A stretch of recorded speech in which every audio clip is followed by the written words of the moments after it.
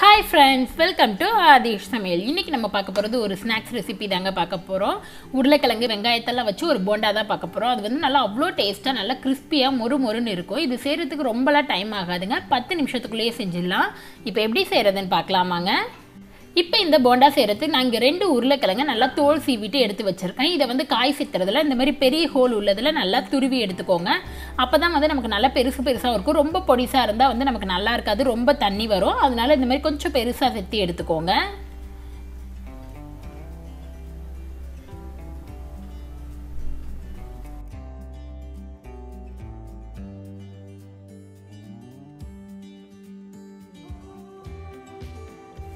இப்போ நம்ம எல்லா உருளைக்கிழங்கையும் செத்தி எடுத்தாச்சு. பாருங்க 2 உருளைக்கிழங்கையும் செத்தி எடுத்துட்டோம். இப்போ இனிமே நம்ம வெங்காயம் இதுக்கு தேவையான மசாலா பொருட்கள் எல்லாம் சேர்த்து ரெடி பண்ணிடலாம். அதுக்கு இங்க ஒரு பாத்திரம் வச்சிருக்கேன். இதுல வந்து ஒரு 3 பெரிய வெங்காயத்தை இந்த மாதிரி நல்லா நீல வாக்குல ஸ்லைஸா கட் பண்ணி எடுத்து வச்சிருக்கேன். இதை சேர்த்துக்கலாம். இதுக்கு வெங்காயம் நிறைய இருந்தா டேஸ்ட் வந்து ரொம்பவே நல்லா இருக்கும். நீங்க உருளைக்கிழங்கு இல்லாம வெறும் வெங்காயம் மட்டும் கூட வச்சு வெங்காய போண்டாவா செய்யலாம். இதை வந்து நீங்க கையால நல்லா உதிர்த்து விட்டுக்கோங்க. அப்பதான் நமக்கு வெங்காயம் வந்து ஒவ்வொன்றும் தனித்தனியா உதிரியா வரும். அப்ப போண்டா சாப்பிடும்போது ரொம்பவே டேஸ்ட் நல்லா இருக்கும். இப்போ நல்லா உதிர்த்து எடுத்துக்கலாம். இப்போ இங்க வெங்காயத்தை எல்லாத்தையுமே நல்லா உதிர்த்து எடுத்தாச்சு. இதோட நம்ம துருவி எடுத்து வச்சிருந்த உருளைக்கிழங்க தண்ணியை நல்லா புழிஞ்சிடுங்க. கையால தண்ணியை புழிஞ்சிட்டு வெறும் உருளைக்கிழங்கு மட்டும் சேர்த்துக்கோங்க. அந்த தண்ணியோட சேர்த்தனா நமக்கு ரொம்ப தண்ணி அதிகமாயிடும். அப்போ போண்டா வந்து ரொம்ப எண்ணெய் குடிக்க ஆரம்பிச்சிடும். ஸோ தண்ணியை புழிஞ்சிட்டு சேர்த்துக்கோங்க. இப்போ இதோட கொஞ்சம் கருவேப்பிலை, 2 பச்சை மிளகாய், கொஞ்சம் கொத்தமல்லி எல்லாத்தையுமே நல்ல பொடியா கட் பண்ணி எடுத்து வச்சிருக்கேன். இதை சேர்த்துக்கலாம். இதோட தேவையான அளவு உப்பு சேர்த்துக்கோங்க. ஒரு 1/2 ஸ்பூன் அளவு உப்பு சேர்த்துக்கிறேன். காரத்துக்கு தேவையான அளவு மிளகாய்த்தூள், நான் வந்து காஷ்மீரி மிளகாய்த்தூள் அப்படின்றனால 1 ஸ்பூன் சேர்த்துக்கிறேன். நம்ம ஆல்ரெடி பச்சை மிளகாய் சேர்த்துருக்கோம், பார்த்து சேர்த்துக்கோங்க. இதோட பைண்டிங்காக ஒரு 4 ஸ்பூன் அளவு அரிசி மாவு சேர்த்துக்கலாம். அரிசி மாவு சேர்க்கும்போது நமக்கு போண்டா வந்து நல்ல கிறிஸ்பியா மொறுமொறுன்னு கிடைக்கும். ரொம்ப மாவு சேர்க்காதீங்க, அப்போ ரொம்ப டேஸ்ட் நல்லா இருக்காது. இதோட ஒரு 3லேருந்து 4 ஸ்பூன் அளவு கடலை மாவு சேர்த்துக்கோங்க.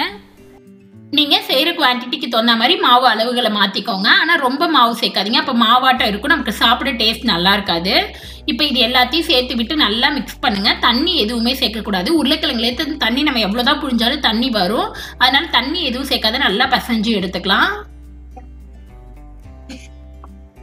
இப்போ மாவு நல்லா பிசைஞ்சாச்சு. இந்த மாதிரி நம்ம கையில உருண்டை பிடிக்கும் போது நல்லா போண்டா வாட்டை பிடிக்க வரணும். அந்த மாதிரி இருந்தா நமக்கு போதும்.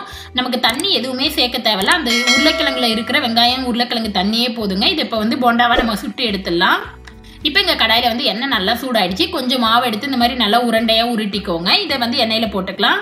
எண்ணெய் வந்து நல்லா சூடா இருக்கணும். அடுப்பை வந்து மீடியம் ஃப்ளேம்ல வச்சுக்கோங்க. ரொம்ப ஹை ஃப்ளேம்ல வச்சிங்கன்னா நமக்கு வந்து காந்திடும்.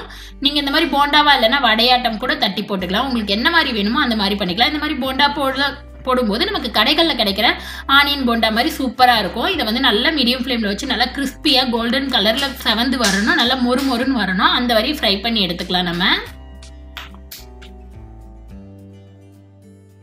இப்போ பாருங்க இங்க எல்லாம் நல்லா செவந்துருச்சு, நல்லா கலர் சேஞ்ச் ஆயிடுச்சு, நல்லா கிறிஸ்பி ஆயிடுச்சு. இப்போ இதை வந்து நம்ம ஸ்ட்ரெயின் பண்ணி எடுத்துடலாம். வேற ஒரு பிளேட்ல மாத்திக்கலாங்க. அவ்வளோதான், நம்மளோட போண்டா வந்து சூப்பரா ரெடி ஆயிடுச்சு. இது நல்லா அவ்வளோ சூப்பரா இருக்கும், நல்லா மொறுமொறுன்னு இருக்கும். ஈவினிங் டைம்ல ஸ்நாக்ஸா கூட செஞ்சுக்கலாம். நீங்க இதோட கேரட் இந்த மாதிரி எது வேணாலும் சேர்த்துக்கலாம். இந்த மாதிரி குழந்தைங்களுக்கு செஞ்சு கொடுக்கும்போது கேரட், கீரை இதெல்லாம் வச்சு செஞ்சு கொடுத்தீங்கன்னா ரொம்பவே ஹெல்த்தியா இருக்கும். ரொம்ப ஈஸியா டேஸ்டியா இருக்கிறது ஸ்நாக்ஸை கண்டிப்பா நீங்களும் ட்ரை பண்ணி பாருங்க. உங்களுக்கு இந்த வீடியோ பிடிச்சிருந்துச்சுன்னா லைக் பண்ணுங்க, ஷேர் பண்ணுங்க, கமெண்ட் பண்ணுங்க, மறக்காம சப்ஸ்கிரைப் பண்ணுங்க. கூடவே இருக்கிற பெல் பட்டனை பிரஸ் பண்ணுங்க. அப்பதான் நான் எப்ப வீடியோ போட்டாலும் உங்களுக்கு நோட்டிபிகேஷன் வரும். நெக்ஸ்ட் ஒரு நல்ல ரெசிபியில உங்களை பார்க்கறது வரைக்கும் பாய்.